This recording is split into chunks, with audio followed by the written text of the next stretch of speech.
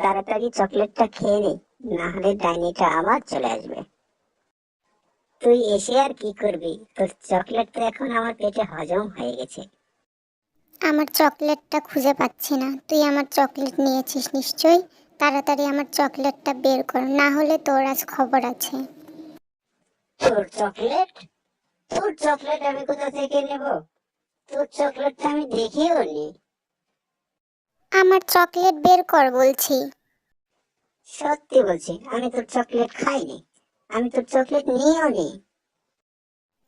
আমার চকলেট তুই কেন না বলে নিবি? তুই সব সময় এমন করিস, আমার জিনিস না বলে আমার কাছ থেকে নিয়ে নিস। আজ তোর খবর আছে।